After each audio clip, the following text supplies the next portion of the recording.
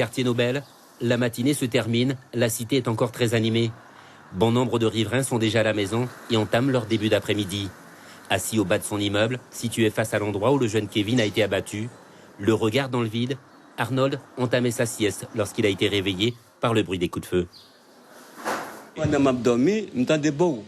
Et même si là, moi, je couru, même pas qu'on attend, mais ça après, je m'entendais aussi. Et là, qui fait même pas ouais. Selon de nombreux témoignages recueillis sur place, le quartier a vécu une véritable scène de terreur. 2 jeunes en scooter armés ont été vus dans le secteur. Après avoir repéré le jeune Kevin, ils auraient contacté des renforts. Et c'est à leur retour que le cauchemar a commencé. Ils étaient 4. Plusieurs coups de feu ont été tirés, créant une véritable panique. Une balle a atteint leur cible. Mortellement touché, c'est ici, sur le palier du 21 avenue du Lac, que Kevin est tombé. Les traces de sang sont encore visibles devant la porte de cette mère de famille qui a alerté les secours. Encore sous le choc, la voix cassée, elle témoigne.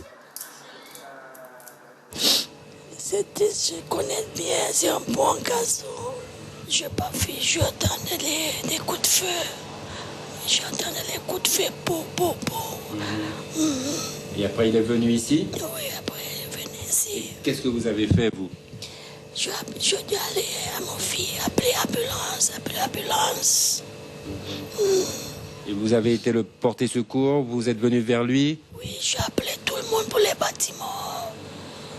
Pour venir voir qu'est-ce qui se passe avec Kevin. Britney, la fille d'Evelyne, a bien connu Kevin. Il a vécu et grandi dans le quartier Nobel. Très choquée par ce drame, elle a tenu à s'exprimer, malgré la douleur éprouvée par la perte d'un ami. Ça m'a choquée, parce que je ne savais pas que ça allait arriver.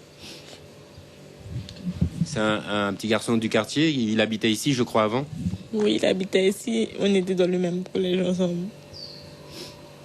Qu'est-ce que tu penses les jeunes aujourd'hui qui se tuent comme ça pour un oui, pour un rien? Mais c'est pas bon. Bon, en plus, c'était même pas lui. Pourquoi il est venu tirer sur lui? Pourquoi il n'est pas allé tirer sur celui qu'il avait problème avec? Hier, les forces de l'ordre ont quadrillé le terrain dans les 2 quartiers. Des perquisitions ont eu lieu à Eldo et à Nobel. Résultat, le calme est revenu, l'ordre public est rétabli. Selon nos sources, au moins 4 personnes ont été interpellées ce matin au barrage d'Irakubo et placées en garde à vue. L'enquête a été confiée à la section de recherche de Cayenne.